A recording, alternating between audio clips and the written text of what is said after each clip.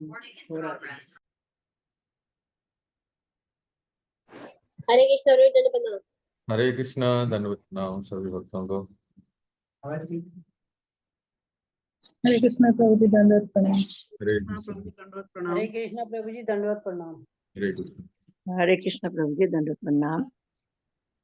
इस थॉट मंगलाचरण करता हूँ। गुरवे गौरचंद्राय राधिकाय तदालय कृष्णाय कृष्ण भक्ताय तद्भक्ताय नमो नमः।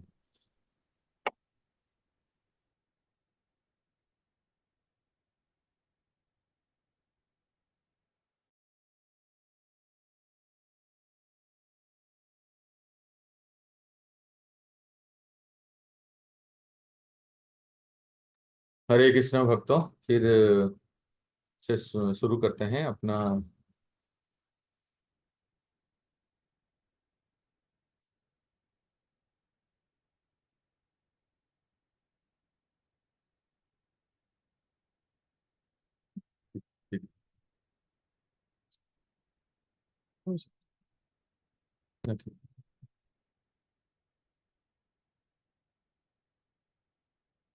तो से ये सुंदर जो श्री कृष्ण की मधुरमय लीला हम सुन रहे हैं, उसमें जैसे अभी तक हमने सुना कि श्री कृष्ण सालों का उद्धार किए, फिर दंत वक्र और विदुरथ का उद्धार किए। उसके बाद उनको एक बहुत अच्छा सुनहरा अवसर मिला, जब इतना दूर आए हैं ब्रज ब्रज वृंदावन में आने का सौभाग्य। ठीक है, तो फिर आपको स्मरण होगा, याद होगा कि मैंने कहा था कि जब मथुरा में जैसे ही श्री कृष्ण आए और दंत वक्र का वध किए, उद्धार किए, तो एक यमुना किनारे एक जगह पे स्नान किए। उस घाट का नाम क्या है? विश्राम घाट। हाँ, विश्राम घाट। तो आप, मैंने कहा था ना कि आप जब ब्रज में आएंगे तो सबसे पहले विश्राम घाट आना है और वहां प्रणाम करके, आचमन करके, अगर स्नान कर सकें तो ठीक है, नहीं तो कम से कम आचमन करके ब्रज की यात्रा शुरू होती है। ठाकुर जी ने वहां विश्राम किए थे। तो वहां फिर इस बार उनके साथ केवल दारुक, जो रथ रथ के सारथी हैं, वही थे। और दारुक महान भक्त हैं। दारुक के बारे में एक घटना आपको बताता हूँ। रूप गोसाई पाद भक्ति रसामृत सिंधु में कहते हैं कि दारुक एक बार रथ चला रहे थे। श्री कृष्ण की रथ चलाते हैं और श्री कृष्ण के रूप सौंदर्य को देख के बहुत ही भाव विभोर हो जाते हैं। तो आवश्यक पड़े तो वो श्री कृष्ण की व्यजन सेवा करते हैं। तो उनके आंखों में आंसू आ जाता है और वो सेवा ठीक से नहीं कर पाते हैं, तो अपने ही भाव को वो कोसते हैं कि ये क्या है, मेरी सेवा में ये कितने बाधा है कि मेरी आंखों में आंसू आ रहा है और मैं ठाकुर जी की सेवा नहीं कर पा रहा हूँ। बताओ, इतना सौभाग्य है कि भगवान को दर्शन करके किसी को अगर अश्रुपात हो, उसको भी वो बाधा मानते हैं। मतलब सेवा कितना महत्वपूर्ण है कि मैं प्रभु की, मेरे आराध्य की सेवा सबसे महत्वपूर्ण है। ये भाव आना, ये सब जो है, ये जो हमारे लिए लक्ष्य है, उनके लिए वो कहते हैं कि ये आना ही नहीं चाहिए। तो दारू सारे घोड़ों को रथ से निकाल दिए और श्री कृष्ण ने अपने सारे अस्त्रों को, वो यमुना किनारे एक बरगद का पेड़ है, वहां उन्होंने सब रखा और थोड़ी सी बैठे और आराम किए। और उस बरगद के पेड़ के नीचे बैठ के यमुना को निहार रहे थे, यमुना देवी को। और यमुना जी का सुंदर जो जल राशि है, उसका वर्णन आता है कि देखो भक्तों, अब तक सूर्यास्त होने जा रहा है। जब तक दंत वक्र और विदुरथ का वध करते करते सूरज ढलने लगे, तो जब सूर्यास्त होने जाता है तो सूरज की जो रोशनी है यमुना के जल में जब पड़ती है तो चकमक करती है, बहुत सुंदर उसमें एक शोभा दिखता है। तो अब श्री कृष्ण की दृष्टि से यमुना को देखिए, सूरज ढल रहा है और सूरज की किरण यमुना के जल पे है, और बहुत बड़ी यमुना है, आर पार बहुत विस्तार से है। राजहंस उसमें खेल रहे हैं, और नीले और अलग अलग रंग के कमल उसमें जो है खिले हुए हैं। और ये सब दृश्य श्री कृष्ण देख रहे हैं, तो याद आ रहे हैं उनको अपने बचपन की, अपने ब्रज की लीलाएं सब याद आ रहा है। तो एक लंबी सांस लेते हैं हमारे प्यारे श्याम सुंदर, और उनके मन में दो विचार आता है। पहले तो ये सोचते हैं कि मैं जिस कारण के लिए इस धरती पे अवतरित हुआ, अर्थात दुष्टों का नाश करना, वो हो गया। मतलब जैसे होता है ना, जॉब इज डन, ऐसे सिर पे हाथ पीछे हाथ कर देते हैं, ऐसे ठाकुर जी भी ऐसे ही जिस उद्देश्य के लिए मैं अवतरित हुआ था, वो पृथ्वी का भार हल्का करने के लिए, वो ऑलमोस्ट हो गया। इसका अर्थ क्या है? अभी श्री कृष्ण के द्वारा कोई और उद्धार नहीं होंगे। अब बचा दो महासंग्राम, एक कुरुक्षेत्र और एक बाद में अंत में यदुवंश संग्राम। तो मोस्टली श्री कृष्ण जिनकी जिन जिन असुरों को, दैत्यों को उद्धार करना था, जो हार हल्का करना था, वो हो गया। अब बाद में जो उनके भक्त लोग हैं, जिसको भगवान श्री कृष्ण एम्पावर करेंगे, फिर वो कुरुक्षेत्र युद्ध और यदुवंश का संहार वो बाकी है। तो भगवान ऐसे सोचते हैं कि अब बहुत निश्चिंत हो गया हूं मैं, धरती का भार भी हल्का हो गया है, और मैं अभी ना वृष्णि मेरे पास है, ना कुरु मेरे साथ हैं। मैं बस अकेला हूं, और मैं अपने माँ, मैया, बाबा, गोप गोपी सखा सखियों से निश्चिंत मिल सकता हूँ, कोई रोक टोक नहीं। फिर उनके मन में एक विचार आया, इस वेश में कैसे जाऊं ब्रज में? अब तो मुकुट है, कवच है, कुंडल है, योद्धा का वेश है ना। तो इस वेश में मैं ब्रज में कैसे जाऊं? क्योंकि कुरुक्षेत्र में मिले थे, राधा रानी को अच्छा नहीं लगा था। सारे गोप गोपियां जो है, सब लोग कुरुक्षेत्र में जब ठाकुर जी से मिले थे, वो बिल्कुल अच्छा नहीं लगा। तो इस वेश में उनको जाने की इच्छा नहीं हुई। देखो भक्तों, कितना सुंदर वर्णन आता है। लीलाओं से तो हम सीखते हैं कि सेवा करते कैसे नहीं। कहते हैं ना जिसको, कि मन की बात जान ले, भक्तों के मन की बात जान लेते हैं। उसी प्रकार से जैसे ही श्री कृष्ण ने मन में सोचा, मैं इस वेश में कैसे ब्रज में जाऊं, वो तो बिल्कुल वो पहचान नहीं पाएंगे, पसंद भी नहीं करेंगे। तब उन्होंने मन में सोच ही रहे थे, तारुक सामने से आए, और उस इतना सुंदर एक वस्त्र लाए, जो पीतांबर और पगड़ी, मोरपंख, बांसुरी, जैसे ही बनमाला और वैजयंती माला और गुंजा माला, ये सब लेके आए। जैसे ही श्याम सुंदर ने देखा, आश्चर्य हो गए, आश्चर्य हो गए कि दारुक कैसे मेरे मन की बात जान ले, है ना। जो भक्त जिससे सेवा में रत रहते हैं ना, जैसे शिष्य गुरु के लिए, आपने सुना होगा महाप्रभु श्री चैतन्य की मन की बात कौन जान लिए थे? रूप गोस्वामी पाद, चैतन्य मनोभीष्टम। तो जिनके साथ जिसका संबंध है और सेवा में रत रहते हैं, वो उनकी मन की बात को जान के सेवा कर लेते हैं। ठीक है ना। तो दारुक भी बिल्कुल ब्रज वेश, जो वृंदावन का गोपीनाथ श्याम सुंदर वेश ठाकुर जी को दिए। अब ये प्रश्न होता है कि ये सब कहाँ से आया, कौन दिया उनको, दारुक को? क्या छू मंतर करके प्रकट करा दी? बताइए आप में से कोई, सर्वदेव को ट्राई कीजिए। क्या दारुक को पहले पता था कि दंतवक्र का उद्धार करने के बाद श्री कृष्ण वृंदावन में जाएंगे, तो उनको उनको ये ड्रेस चाहिए होगी, अब उनको ब्रजवासी वेश डालना है? रोहिणी माता बताइए।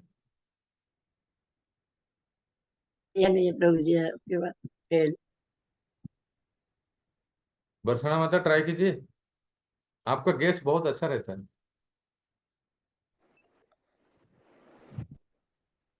प्रभु जी, ब्रज का ही किसी मेंबर ने दिया है, नंद बाबा और राधा रानी हो सकते हैं। ना ना, अभी तक तो मिले ही नहीं। नंद बाबा राधा रानी ये सब तो ब्रज में है। अभी किसको पता ही नहीं कि श्री कृष्ण आ रहे हैं। अब तो सरप्राइज देंगे। रोहिणी माता, हाँ? रोहिणी माता। अच्छा गेस कर रहे हैं आप। मतलब ये देखो, वर्षणा माता की बात से एक हमें क्लू मिलता है, कोई ना कोई होगा। पौर्णमासी जी दिए, हाँ? पौर्णमासी जी दिए होंगे फिर। कौन मासी कृष्ण, नहीं नहीं नहीं, कौन मासी पौर्णमासी कृष्ण। ब्रज में नहीं। आप सही कह रहे हो वर्षणा माता, आप आंसर के थोड़े ही क्लोज हो। जरा याद कीजिए, सोचिए। द्वारका में कोई तो है जो ये जानता है कि श्री कृष्ण अभी मथुरा जा रहे हैं, युद्ध करने वाले हैं, और उनकी उनकी तीव्र इच्छा है कि वो ब्रज में जाएं, जो पिछली बार नहीं जा पाए, दिल्ली से लौट गए थे, हस्तिनापुर से लौट गए थे। कौन है वो व्यक्ति? उद्धव जी। हाँ बोलो। बलराम उद्धव जी। जी। दाऊ भैया। नहीं अभी। हाँ पुष्पलता बोलो। उद्धव जी। उद्धव जी। सब लोग हरि बोल बोलिए। हरि अरे बोल। वो उद्धव को पता था। उद्धव को खूब पता था कि अभी श्री कृष्ण मथुरा जा रहे हैं, मतलब यू टर्न नहीं लेंगे, ब्रज में, ब्रज में जाएंगे। तो उद्धव जी पहले से ही दारूक को एक सेट ड्रेस, हाँ, पीताम्बरी धोती सब कुछ जो ब्रज में जो जो गोपीनाथ वेश डालते हैं वो पहले से दे चुके थे। और श्री कृष्ण ने जब देखा तो बड़े आश्चर्य हो गए, और उसको फिर पहनने के लिए पहले, सबसे पहले तो वो स्नान किए। पर जैसे ही उन्होंने देखा कि दारूक ने हमारा वस्त्र पहले से ही तैयार किया है, तो मन ही मन उन्होंने बहुत याद किए, मेरे प्यारे सखा, मेरे प्यारे मित्र, मेरे प्यारे भाई, कजिन लगते हैं ना। कैसे देखो वो मन की बात जान लेते हैं। जरा सोचिए, श्री कृष्ण की मन की बात जान लेने वाले उद्धव, लेकिन जब अंतिम लीला होती है, श्री कृष्ण उद्धव को भी छोड़ के चले जाते हैं। कैसा लगेगा उद्धव को? पूरा 11वां स्कंद भक्तों, पूरा 11th कैंटो इन्हीं के लिए ही है, उद्धव और भगवान। इसीलिए वो अपने आप को संभाल नहीं पाते हैं। अपने फर्स्ट नहीं, थर्ड कैंटो में पढ़ा होगा, भक्ति वैभव में, तीसरे स्कंद में, शुरुआत में याद कीजिए, 5 अध्याय जो है उद्धव और विदुर संवाद, उद्धव और विदुर कितना याद करते हैं। तो श्री कृष्ण ने इसलिए मन ही मन उद्धव जी को बहुत याद किए कि सखा मुझे कितना प्यार करता है, देखो। मैं, वो जानता है कि मैं अभी आया हूँ इतना पास, तो ब्रज में जाऊंगा, तो ब्रज में जाने के लिए तो वो वेश चाहिए ना, ड्रेस चाहिए, पोशाक चाहिए, तो पहले से ही दे के रखेंगे। और फिर उद्धव को याद किए, बहुत सराहना किए। और तब फिर मन ही मन, जैसे हम लोग कभी जाते हैं ना कि वृंदावन जाएंगे, तो अब मैं क्या जाऊँ, अब तो बांके बिहारी जाऊंगा, फिर राधा रमन जी जाऊंगा, फिर हम लोग जैसे अभी ट्रेन में बैठते ही प्लानिंग चालू हो जाता है, सबसे पहले कहाँ जाऊं, फिर यहाँ जाऊं, कहीं जाऊं या ना जाऊं, लोही बाजार तो जरूर जाऊं, और कहीं जाएं तो क्या अच्छा लगा। हमारे गुरु महाराज कहते हैं, आप, विदेश की बात है, विदेश में कभी गए थे तो किसी भक्त ने कहा, महाराज जी हम भी वृंदावन गए थे। तो महाराज ने पूछा, वृंदावन में आपको क्या अच्छा लगा, क्या अच्छा लगा सर्वदेव को? लस्सी। महाराज को आपको बाके और कोई बाके बिहारी की गली में लस्सी पिए। वृंदावन गए और कोई अच्छा नहीं लगा, कृष्ण बलराम अच्छा नहीं लगे, राधा श्याम सुंदर, राधा रमन जी, बस आपको वही याद आया, लस्सी। ठीक है, वो भी वृंदावन की लस्सी तो बहुत ही फेमस है। तो वैसे ही ब्रज में एंट्री करने से पहले श्री कृष्ण ने याद किए। किसको याद किए? उन श्री हमारे प्यारे श्याम सुंदर के सबसे प्रिय कौन है बताओ, सबसे प्रिय, जो उनके, जो उनको हृदय में रहते हैं, दिल में रहते हैं? राधा रानी। राधा रानी। उन्होंने राधा रानी को याद किया कि मैं अभी जाऊं तो हमारी राधा रानी क्या कर रही होगी, कितना तड़प रही होगी मेरी प्रतीक्षा में, कैसे सभी गोपियां जो है मेरी ताक में रहते हैं कि कब आएंगे प्यारे श्याम सुंदर। इतना इतना याद करते करते श्री कृष्ण याद कर लिए पहली पहली मुलाकात, पहला साक्षात। संक्षेप में पहली साक्षात के बारे में वर्णन आता है कि जब राधा रानी किशोरी हुई और श्री कृष्ण किशोर अवस्था में हुए, और वो लीला तो मैंने आपको पहले ही बताया था कि कैसे 3 व्यक्ति से राधा रानी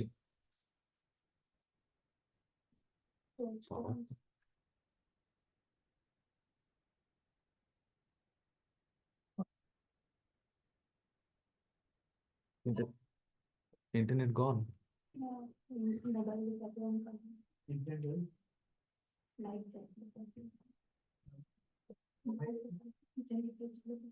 मैं ऑन कर लेता हूँ।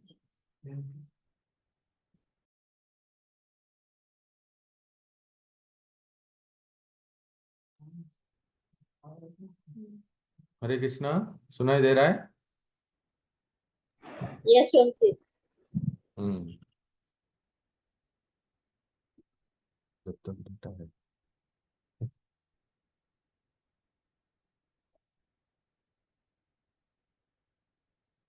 तो मैं ये कह रहा था, जैसे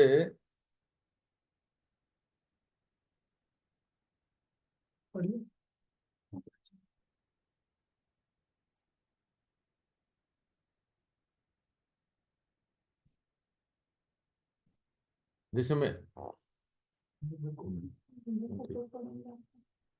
पावर कट ऑफ हो गया, सॉरी। जैसे नहीं, ब्राइटनेस ज्यादा है, ऐसे रख लेते हैं। अभी ठीक है, ब्राइटनेस ज्यादा है। ये इतना ठीक है।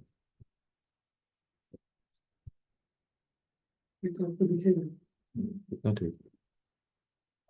सो जैसे श्रीमती राधा रानी पहली बार श्याम सुंदर से मिली थी, तो वो जैसे हमने वर्णन किया था कि एक साथ 3 व्यक्तियों से उनका प्रेम जागृत हुआ, तो वो अपने आप को कोस रही थी कि क्या मैं कैसे अपवित्र हूँ, उल्टा हूँ। फिर विशाखा सखी ने उनको कहा कि नहीं नहीं, वो 3 और कोई नहीं बल्कि श्याम सुंदर है, जैसे आपने सुना था।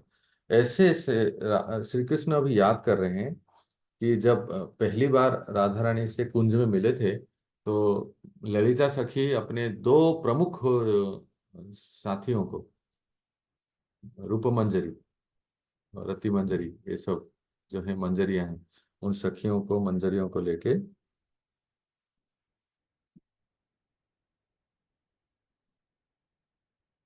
वो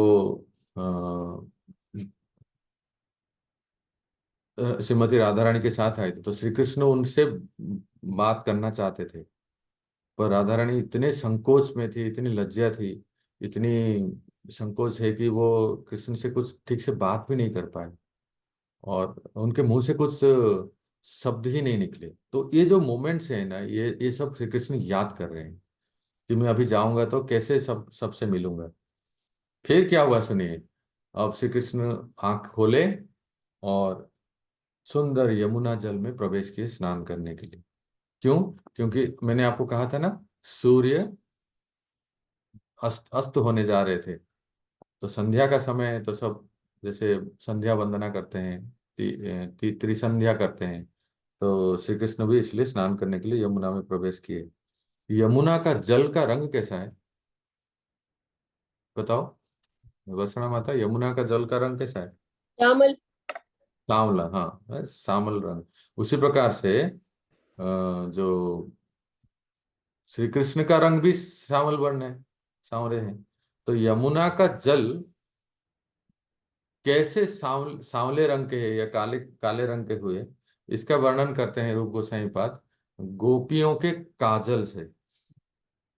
और उनके आंखों में जो लगे हुए काजल, और मस्क, मस्क अर्थात कस्तूरी, जो कस्तूरी का रंग भी सांवला होता है, जो गोपियां धारण करते हैं, श्रृंगार करते हैं, तो उनके रंग से यमुना का जल भी सांवला हो गया काल। और इससे सांवले जल में श्री कृष्ण जब प्रवेश करते हैं, तो श्री कृष्ण का रंग भी सांवला है, तो बहुत सुंदर दिख रहे थे, जैसे मानो वो मर्ज हो रहे हैं। तो फिर श्री कृष्ण स्नान किए। स्नान करके जैसे ही बाहर ऊपर आए तो देखा कि कई सारे ब्राह्मण कई सारे ब्राह्मण तट पे खड़े हैं। आज भी विश्राम घाट में जाएंगे ना, आपको बहुत ब्राह्मण मिलेंगे, थोड़ा सावधान भी रहना है। पर ये उसी समय भी कई सारे ब्राह्मण आ गए और वो सब श्री कृष्ण की स्तुति करने लगे। कोई पुष्प वृष्टि करने लगे, अक्षत जो चावल है वो पुष्टि करने लगे। सब लोग बहुत आशीर्वाद दिए, कहे कि हे प्रभु, हे श्याम सुंदर, आपने दंत वक्र का वध करके बहुत अच्छा किया, विदुरथ का वध करके, नहीं तो ये मथुरा में आके हमारे ऊपर आक्रमण करने वाले और आपको चुनौती दे रहे थे। ऐसे उनको बहुत।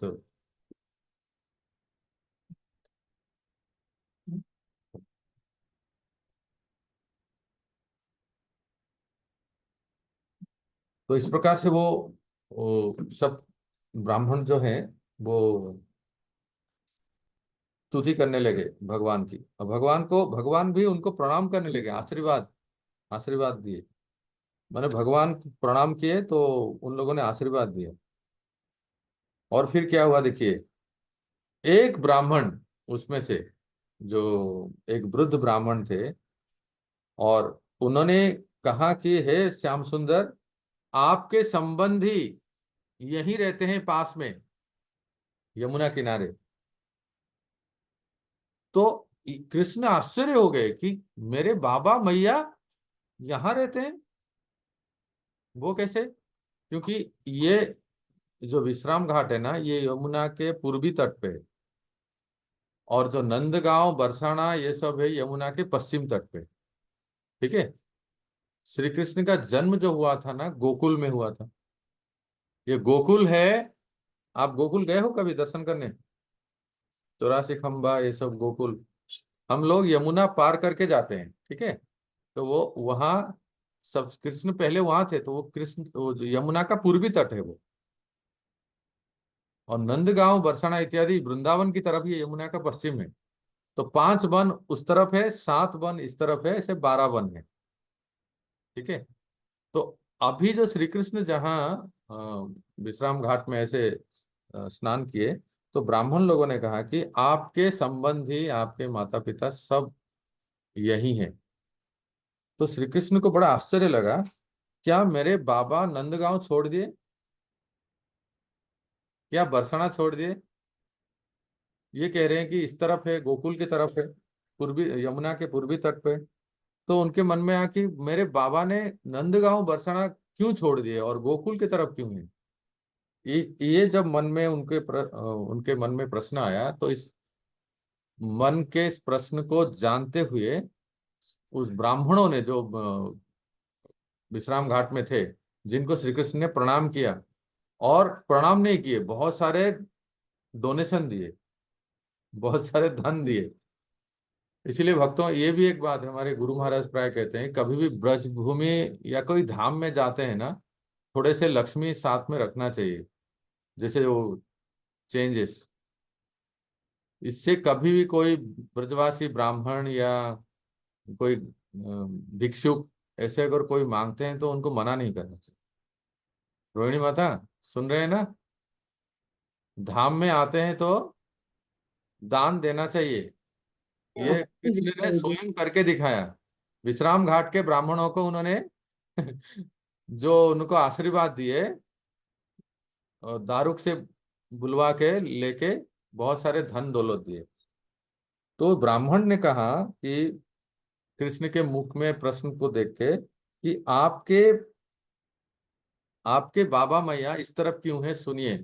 वो कह रहे हैं, जब कुरुक्षेत्र में गए थे, याद है ना, बाबा मैया और वो गोपियां सब कुरुक्षेत्र में गए थे, तो वहां कृष्ण ने कुरुक्षेत्र में सबको कहा था, मैं आ रहा हूं, मैं बहुत ही शीघ्र, अति शीघ्र आपके पास आ रहा हूं, आप चिंता मत कीजिए। देखो भक्तों, एक बात हमें जानना चाहिए, लीला के अंत तक नंद बाबा को यही पता है, यशोदा मैया को यह पता है, कृष्ण हमारे ही पुत्र हैं। तो फिर मन में होगा तो क्या वो नहीं जानते हैं वसुदेव देवकी के पास है श्री कृष्ण? वो यही जानते हैं, उनको रक्षा करने के लिए बस गया है, वो अंत में हमारे ही पास आएगा हमारा लाला। तो इसीलिए कुरुक्षेत्र में भी जब मिले तो अवश्य वहां नंद बाबा मैया सब लोग जो मिले, तो वहां उन्होंने कहा तो कन्हैया अब चले घर, हो गया सब सेवा वसुदेव देवकी की, जो सेवा जिस सेवा के लिए तुम गए थे। श्री कृष्ण ने वहां कहा कहाँ हुआ, अभी तो और भी दैत्य हैं, और भी राक्षस है, और भी बहुत सारे संहार करना बाकी है, इसीलिए बाबा मैया आप चिंता मत करो, मैं जैसे ही सारी सेवाएं पूर्ण हो जाएगी मैं आ जाऊंगा आपके पास। तो ये जो प्रॉमिस किए थे ना कृष्ण ने, इस प्रॉमिस को क्या कहते हैं, वचन, वचन, जो वचन दिए थे कि मैं आऊंगा करके, इस वचन के आधार पर ये सारे गोप गोपियां जो है वापस आ गए कुरुक्षेत्र। नहीं तो कुरुक्षेत्र से ही कृष्ण को लेके आने वाले थे। आप सुनते हैं ना वो रथ यात्रा का पास टाइम, ब्रजवासी राधा रानी गोपियां सब कहते चलो अभी रथ में बैठ के सब खींच के लेके ही आने वाले। लेकिन श्री कृष्ण वहां नहीं आ पाए, उन्होंने कहा कि मैं आऊंगा। तो ये समाचार सुन के, मतलब ये समाचार प्राप्त करके कुरुक्षेत्र से जब ब्रजवासी लौटे, वर्णन आता है भक्तों, नंद बाबा मैया ये सब और नंदगांव में नहीं गए। इंटरेस्टिंग, क्योंकि उनको इतना दुख लगा कि मेरे कन्हैया ने, लाला ने कहा कि मैं आऊंगा, अवश्य आएंगे वो, तो उनको और इच्छा नहीं हुई फिर नंदगांव जाने की, वो यमुना के पूर्वी तट पे ही बस गए।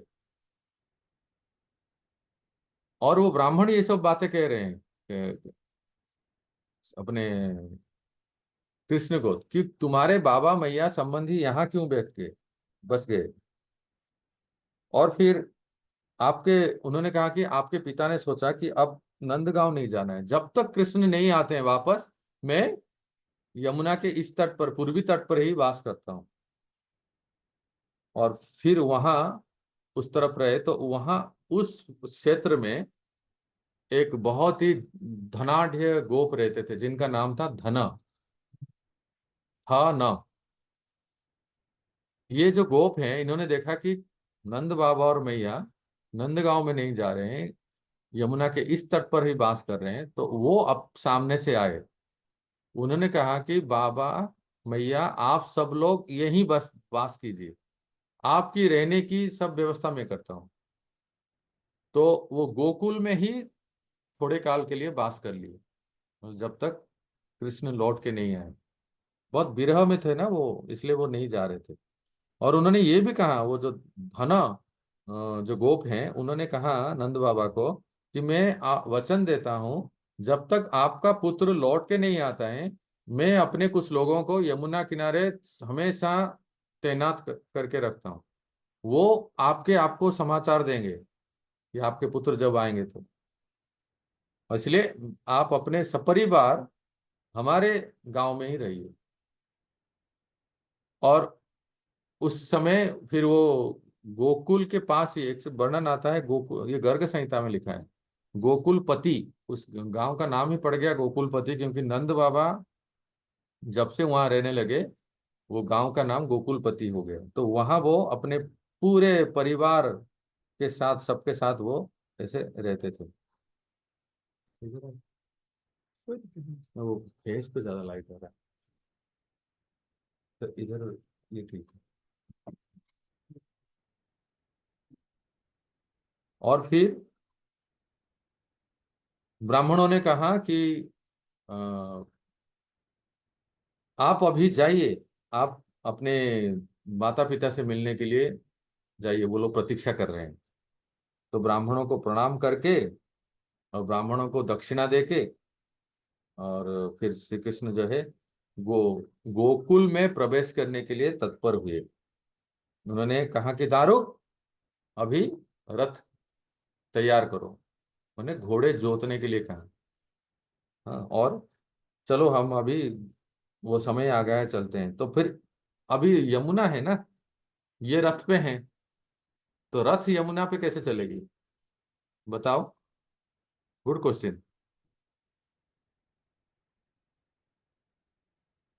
अभी भी आप ब्रज में जाएंगे तो एक गांव है, गांव का नाम सर्वदेवपुर, पता है क्या आपको?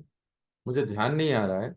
जब कभी गो ब्रजवासी इस तरफ आना चाहते थे मथुरा, तो यमुना की धारा जहां कम है, जहां से वो चल के आ सकते हैं, रथ भी चल सकते हैं, उस स्थान में जाके उन्होंने यमुना को पार किया।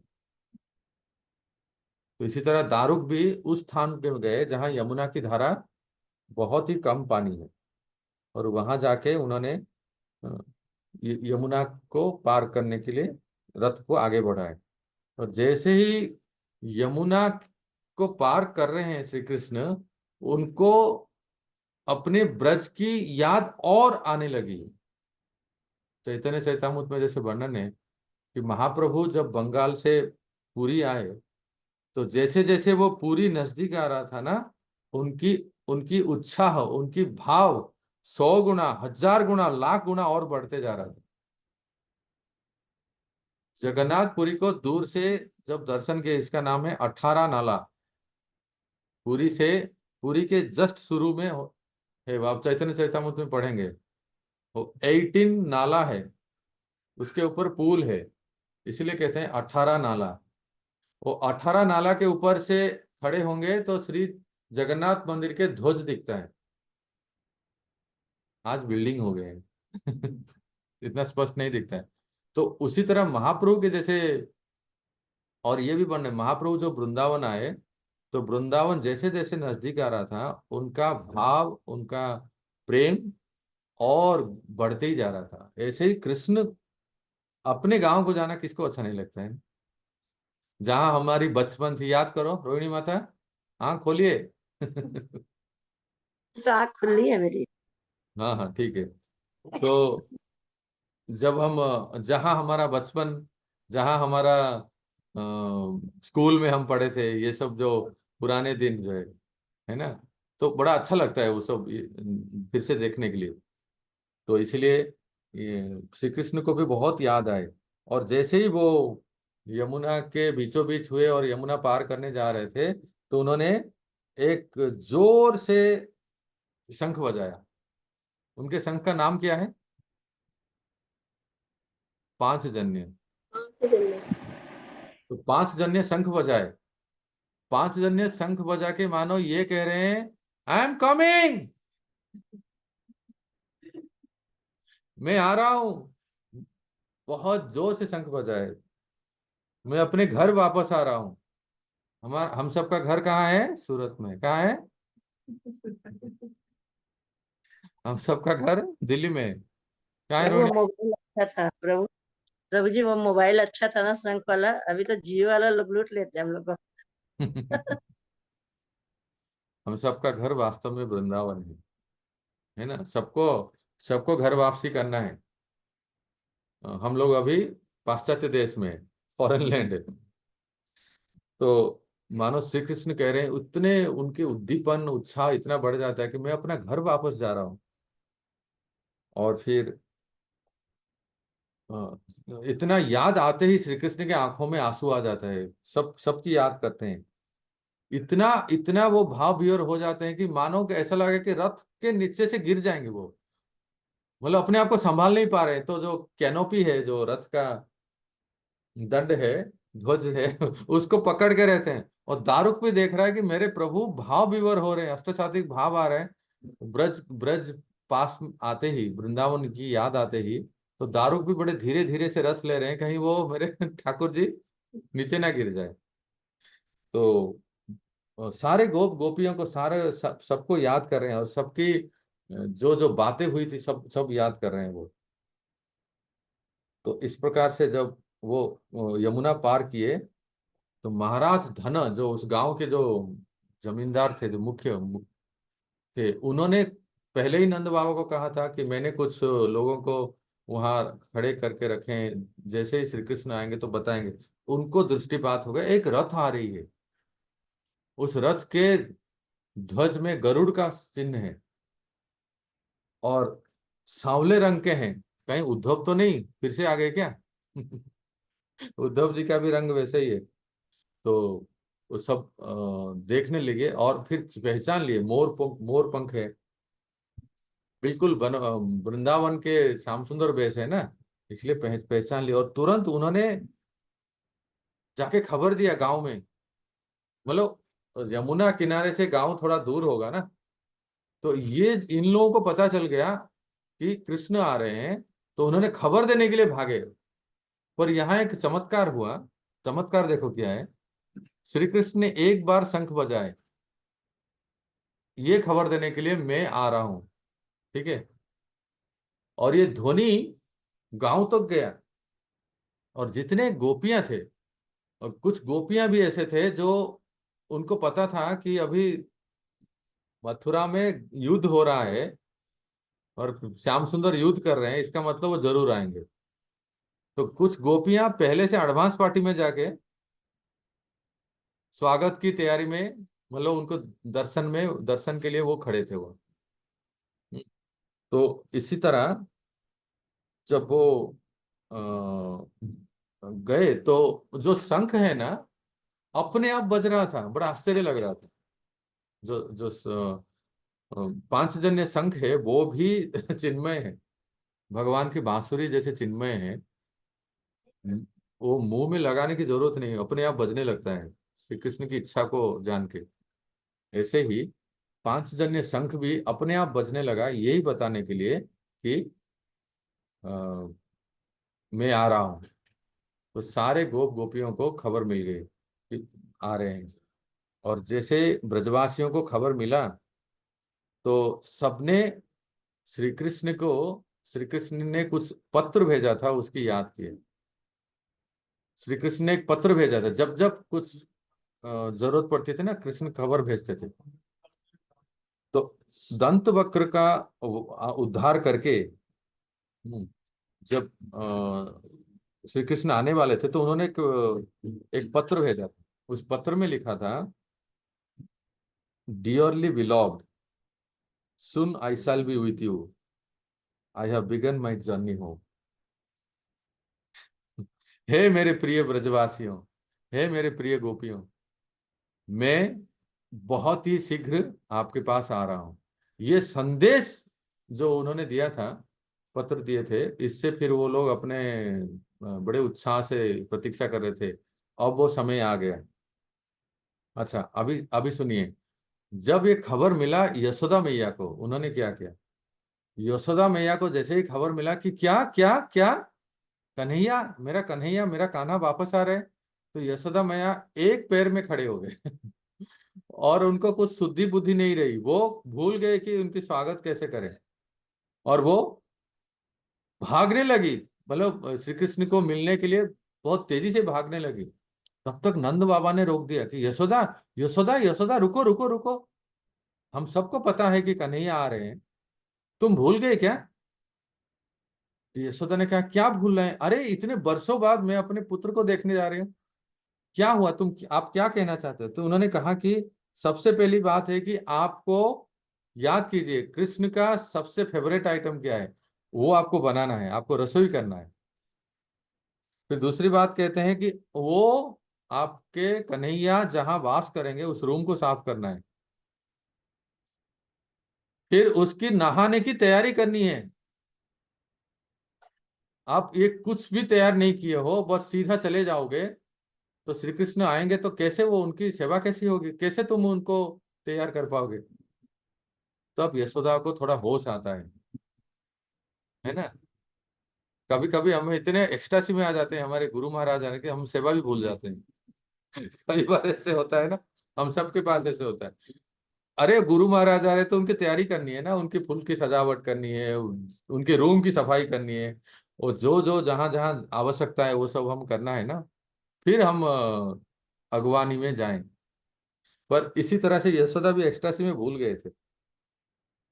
जब नंद बाबा ने याद दिलाया, तो फिर उनको याद है, अरे हाँ मुझे तो ये सब करना है, ठीक है, मैं ये सब करके फिर तैयार होती हूँ। तो अब नंद बाबा भी बड़े खुश हो गए, इतने वर्षों बाद अपने प्राण प्रिय पुत्र को मिलने के लिए जो प्रतीक्षा में है। तो नंद बाबा ने सोचा कि ऐसे नहीं जाएंगे, इसकी स्वागत करनी है तो बहुत फुल तैयारी के साथ जाए ना, बाजे गाजे के साथ। तो नंद बाबा ने क्या क्या, सुनिए, देखो स्वागत कैसे करते हैं, यहाँ से हम सुनेंगे आज। जब हमारे घर में ठाकुर जी आते हैं, हमारे घर में गुरु महाराज आते हैं, हमारे घर में कोई भक्त आते हैं, साधु संत वैष्णव आते हैं, तो क्या क्या तैयारी करते हैं, मैं एक एक डिटेल में आपको बता रहा हूँ। हाँ, मैं पढ़ के बता रहा हूँ, देखिए सुनिए आप। हम लोग भी ऐसे सीखेंगे ना, हमारे यहाँ जब भी कोई गुरु वैष्णव या स्वयं भगवान पालकी ये अगर आते हैं, तो नंद बाबा ने सबसे सबसे पहले ब्राह्मणों को बुलाया, जो ब्राह्मण स्वस्ति वाचन करने में दक्ष थे, मंत्र उच्चारण करने में बहुत ही दक्ष हैं, मंगल कामना स्वस्ति वाचन करने के लिए पहले ब्राह्मणों को बुलाया। फिर गांव के जितने बड़े बूढ़े ब्रज के गोप गोपियां सबको बुलाए। ऐसा नहीं कि हमारा बेटा है तो अकेले ही भाग गए, पूरी तैयारी के साथ। कितना सदाचार, कितना सुंदर वो पालन कर रहे हैं। फिर गोप गोपियों को बुलाए और सबको उन्होंने कुछ ना कुछ गिफ्ट दिया कि जब श्री कृष्ण आएंगे तो आप उनको कुछ देना है, उपहार देना है। तो किसके हाथ में माला है, कोई कलश लिए हैं, हाँ ये सब, कोई चंदन लिए हैं, सैंडलवुड जो माथे पे लगाते हैं ना चंदन, और कोई तांबुल लिए हैं, कोई सुंदर मिठाई लिए हैं। और सभी लोग इस तरह से नंद बाबा ने सबको तैयार कर लिया। चलो अभी चलते हैं श्री कृष्ण की अगवानी करने के लिए। स्वागतम कृष्णा, सुस्वागतम कृष्णा। नंदीमुखी माता जी, याद आ रहा है गुरु महाराज ऐसे गाते हैं ना? लोकनाथ स्वामी महाराज बहुत सुंदर गाते हैं जब इस तरह से श्री कृष्ण की स्वागत करते हैं तो। जन्माष्टमी में आने वाली होती है ना, जन्माष्टमी से एक हफ्ते पहले से गुरु महाराज गाने लग जाते हैं। हाँ हाँ हाँ, स्वागतम श्री कृष्णा। हाँ, तो इस प्रकार से जब नंद बाबा सब तैयारी करके जा रहे हैं, पर उधर कोई एडवांस पार्टी चला गया है स्टेशन में स्वागत करने के लिए।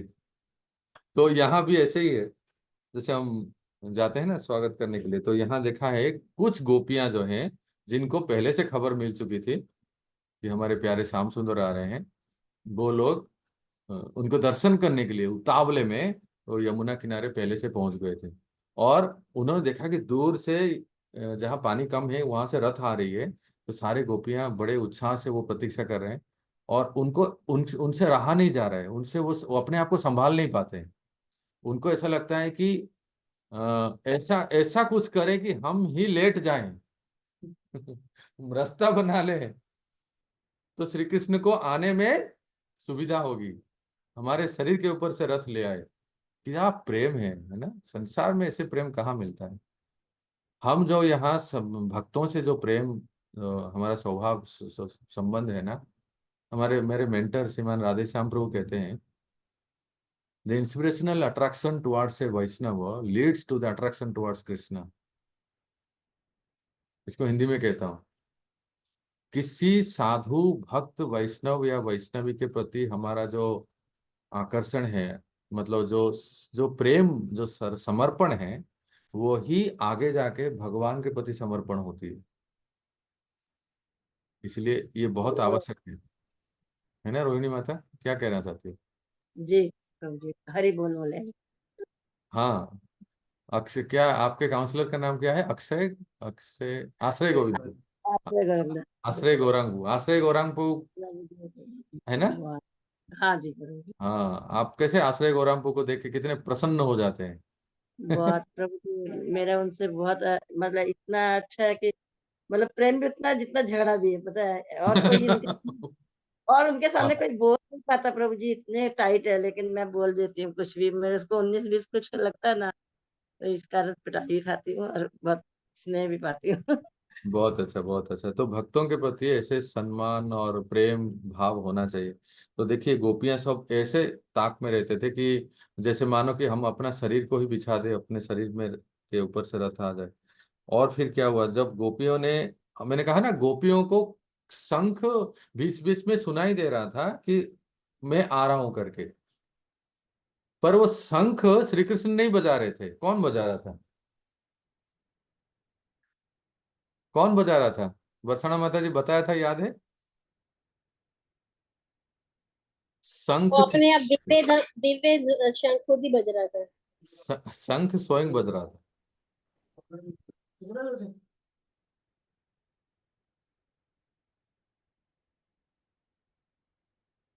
शंख स्वयं बज रहा था। तो इसलिए close the door, this is okay, close the door.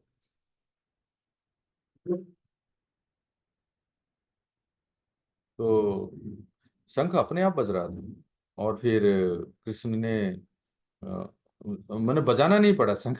शंख ने भी कृष्ण के मनोभाव को जान लिया कि मैं ब्रजवासियों को खबर देने के लिए वो बजते रहा। और फिर आगे की आवाज सुनिए। और जैसे ही श्री कृष्ण और पास आए तो गोपियों के जो जो कुमारी गोपियां हैं जो श्री कृष्ण को अगवानी करने के लिए पहले निकल चुके थे, उनके आंखों से अश्रु बहने लगे और अष्ट सात्विक भाव आने लगा। सब बहुत विह्वल हो गए। और फिर दारुक अपने प्रभु को, कृष्ण को लेके ब्रज में प्रवेश किए। और सबसे पहले देखे कि गोपियां सब खड़े हैं श्री कृष्ण की स्वागत करने के लिए।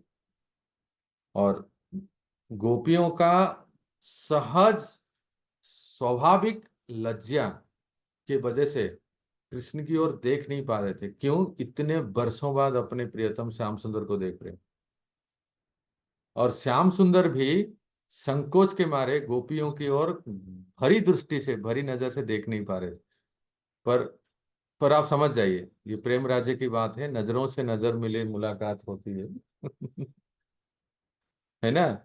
पर दारुक ये सब देख रहे थे कि श्री कृष्ण के चेहरे को देख रहे थे कि इतना प्रेम झर रहा है, प्रेम के अश्रु झर रहे हैं। और गोपियों को देख रहे हैं। अभी तक श्री कृष्ण नीचे उतरे नहीं, पर श्री कृष्ण को ऐसा लग रहा था कि इस सारी गोपियों को मिलके उनको मैं संदेश दूं, उनको मैं थोड़ा स्पर्श करूं, उनको गलवा ही दूं कि मैं आ गया। अभी आप रो मत, आपकी दुख के दिन दूर हो गए। पर श्री कृष्ण ऐसा चाहते हुए भी नहीं कर पा रहे थे। और गोपियों को भी ऐसा लग रहा था कि काश ऐसा ऐसा कुछ समय होता कि हम कृष्ण को घेर जाते और सब उनकी सेवा में लग जाते। पर वो भी नहीं कर पा रहे थे। इसका कारण क्या है? बोलिए। स्वाभाविक लज्जा। हाँ, स्वाभाविक लज्जा एक तो ये है। और क्योंकि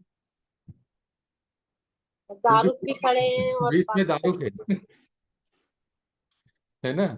तो दारुक के वजह से दोनों संकोच कर रहे थे, अपने प्रेम को छुपा रहे थे।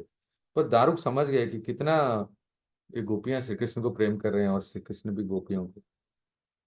और फिर दारुक ने देखा। और इस समय फिर जो वास्तविक स्वागत करने की जो पार्टी है, नंद बाबा ये सब आ गए। तो इसमें लिखा है कौन कौन आए स्वागत करने के लिए। देखिए, बाबा सबसे पहले, मैया नहीं है, याद रखिए, मैया घर में है, सब तैयारी कर रही है। तो बाबा आए, बाबा के साथ आए पूर्णमासी। पूर्णमासी कौन है? योग माया। ठीक है।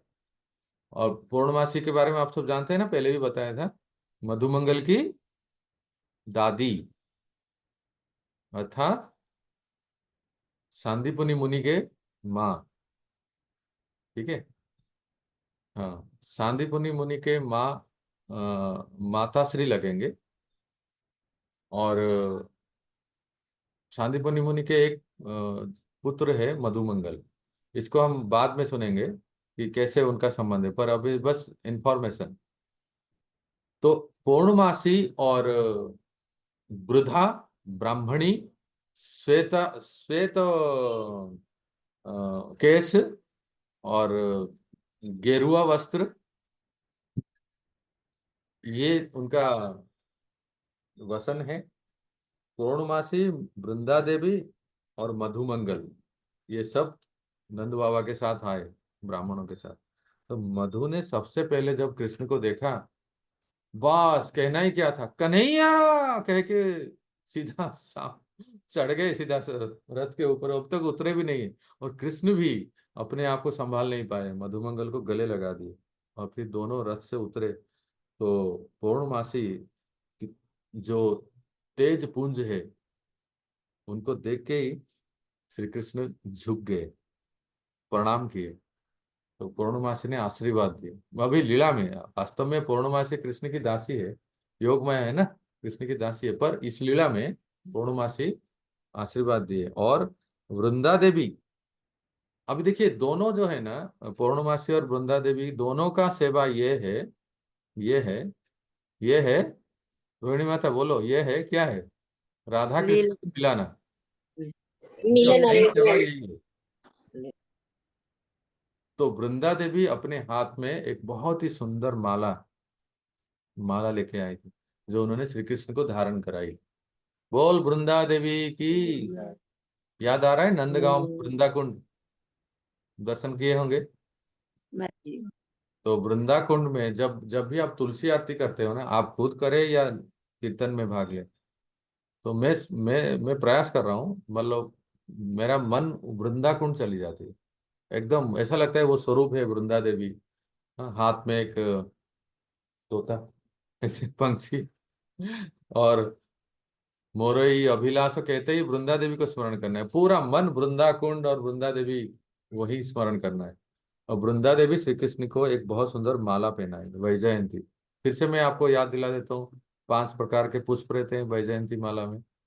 तुलसी, कुंद, मंदार, पारिजात, कमल, है ना। तुलसी, कुंद, कुंद एक पुष्प है, मंदार, पारिजात और अंत में कमल। ये 5 प्रकार के पुष्पों में वैजयंती माला बनती है। तो ये अ, अ, इन्होंने धारण कराए, वृंदा देवी ने श्री कृष्ण को धारण कराए। और फिर कृष्ण उतरे रथ से, तो सारे ब्राह्मणों ने ओम सहना भवतु सहना भुनतु स्वस्ति वाचन शुरू हो गई। सभी लोग मंगल कामना किए। गोपियां भी बहुत सुंदर जो मंगलमय गीत गाने लगे। हमारे छवि माता जी को पता होगा, बंगाल उड़ीसा में एक प्रथा है, हुली हुली हुलू हुली देना, ठीक है। मायापुर जाते हैं ना आप लोग, मायापुर में देखते हैं कैसे हुलू हुली करते हैं। सची माता ऐसे ही करती थी बंगाल में, निमाई के जन्म में। तो ये बहुत शुभ माना जाता है, वो हुली हुली देते हैं। तो वहां भी ब्रज में लोग बहुत सुंदर गा रहे थे। तो कई संगीत वादक आए थे, मृदंग, भेरी, डमरी, बंसी, ये सब लेके गोपियां सब आके श्री कृष्ण की स्वागत किए। और ये सारा दृश्य जो है दारुक देख रहे थे, क्या सुंदर वातावरण है, कैसे क्या प्रेम है ब्रजवासियों का हमारे प्रभु के प्रति। दारुक के लिए प्रभु है, दारुक के लिए वो प्रभु है, स्वामी है।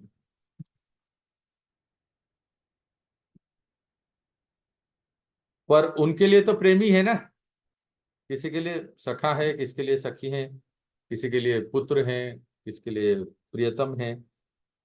तो इन सब का जो दृश्य है दारुक देख रहे थे, कैसे सब प्रेम से एक दूसरे से मिल रहे हैं। और फिर कृष्ण के सबसे जो प्रिय हैं, जिसके वजह से उनका नाम है गोपाल, जिसके वजह से उनका नाम है गोविंद, वो कौन है? गौवे। गौवे सब आने लगे, माँ। ऐसे शब्द करके सब रथ रथ के आसपास गिर गए। और लिखा है भक्तों, श्री कृष्ण प्रत्येक गाय का नाम लेके, कैसी हो, ऐसे ऐसे गर्दन को ऐसे सहलाते हैं ना, सभी गौओं को वो सहलाने लगे और सबको स्पर्श किए। ये भगवान ही कर सकते हैं एक साथ सबको। हम लोग नहीं कर सकते। सारे गौओं को करने लगे। और तब पूर्णमासी देवी ने कहा कि चलो चलो अभी हो गया, अभी थोड़ा सा, इतने दिनों बाद आए हैं, इतने दूर से आए हैं, क्या बस यही गले मिलते रहोगे? कुछ खान पान भी होगा, ढोकला वगैरह होगा कि कुछ प्रसाद प्रसाद होगा, कि बस यही आओ भगत करेंगे? तो पूर्णमासी ने कहा सब लोग आ जाओ। एक बहुत बढ़िया बरगद का पेड़ था यमुना के, अब तक गांव में प्रवेश नहीं किए, ध्यान रखिए। और बरगद के पेड़ के नीचे सबको बिठाए और कृष्ण को सेंटर में बिठाए। इसका पूरा डायरेक्शन है ना योग माया पूर्णमासी करती। तो सबको बिठाए और सब लोगों ने कहा कि गोपाल की जय। गोविंद, गोपाल का नाम लिए सब लोगों ने। पूर्णमासी ने कहा, हरि तुमने हम सब की प्राण रख ली। तुमने कहा था ना मैं आऊंगा, आयास्य, व्रत छोड़ने से पहले कहा था ना आयास्य मैं आऊंगा, तुम वास्तव में आके हम सब की प्राण रख ले। नहीं, जो जितने भी देख रहे इस दिखा के पूर्णमासी के जितने देख रहे ना बाबा और गोपियां तुम्हारे सखा सखी, अब तक देखो माधुर्य भाव की गोपियां आए ही नहीं, थोड़े से आए हैं। श्रीमती राधा रानी ये सब तो बाद में मिलेंगे, पर ये जितने हैं ये सब आपकी प्रतीक्षा में, तुम्हारी प्रतीक्षा में हैं। और ये बस अभी आप नहीं आते ना जीवन त्याग देते। श्री कृष्ण योग माया की ओर देखने लगे, इतना प्रेम भरी दृष्टि से देखने लगे और उनके बात को उन्होंने स्वीकार किया। श्री कृष्ण योग माया को कैसे पुकारते हैं देखिए, देवी तुम जैसे अब बिल्कुल मैं तुम्हारा हूँ, तुम्हारी हूँ, मैं अभी आ गया हूँ, तुम जैसे कहोगे, जहां जाना कहोगे, जहां प्रोग्राम अरेंज करोगे वो सब मैं स्वीकार करता हूँ। और पर उन्होंने कहा कि देखो देवी, मैं आपसे बस यही कह रहा हूँ कि थोड़ा सा रुको ना, थोड़ा सा बस थोड़ी सी प्रतीक्षा करो। तो पूर्णमासी ने, क्या प्रतीक्षा? अब बहुत हो गया प्रतीक्षा, अब सब, अब तो देर देर नहीं है, अब बहुत शीघ्र करना है। क्या, किस बात की प्रतीक्षा, बोलो।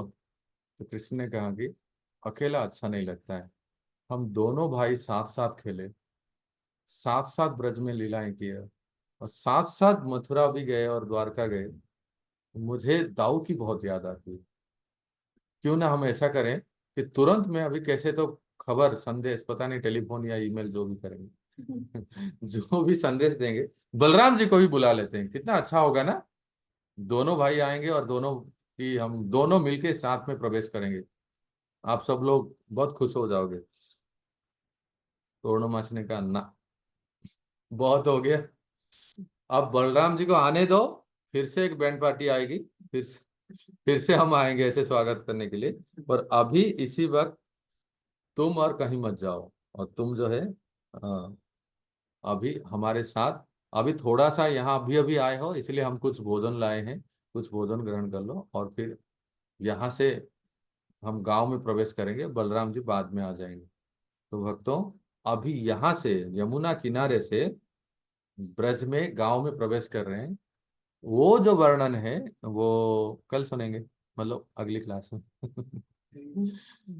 ठीक है, बहुत सुंदर वर्णन आगे आ रहा है, क्योंकि किस तरह से स्वागत करते हैं। सारे 5 रस के जो है ना, शांत रस, शांत रस में कौन है, माला, कुंडल, ये जो है ये सब शांत रस में है।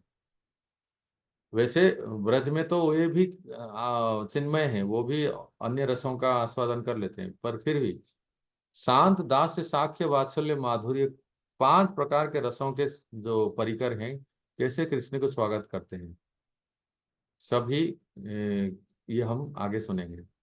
हरे कृष्णा। तो कोई जिज्ञासा है क्या सबको? कोई प्रश्न तो नहीं है ना? वसना माता जी, रोहिणी माता, कुसुमांगी जानवा, कुसुम, दयाल चंद्र पो, वेलकम एट 9 o'clock। अति गुरुजी शीघ्र मेरा आए। अभी ऑनलाइन भक्ति वृक्ष था, अभी समाप्त हुआ इसलिए ब्रो। ओहो हो, तो हमारा भी आपके समय के अनुसार समाप्त किया, ठीक है। ठीक है। हरे कृष्णा। तो कल वेडनेसडे है, कल थर्सडे, हाँ, तो कल नहीं, फिर अगले हफ्ते हम क्लास करेंगे, ठीक है। अगले अगले ट्यूसडे, मंगलवार को, क्योंकि मैं ट्रैवल कर रहा हूँ, मंडे को नहीं हो पाएगा, मंगलवार को। और याद रखिए, मैं आपसे पूछूंगा क्योंकि मैं भूल जाता हूँ कि हमने आज कहाँ पहुंच किए, ठीक है। ब्रो जी रिकॉर्डिंग कीजिएगा ब्रो, हाँ हाँ, रिकॉर्डिंग।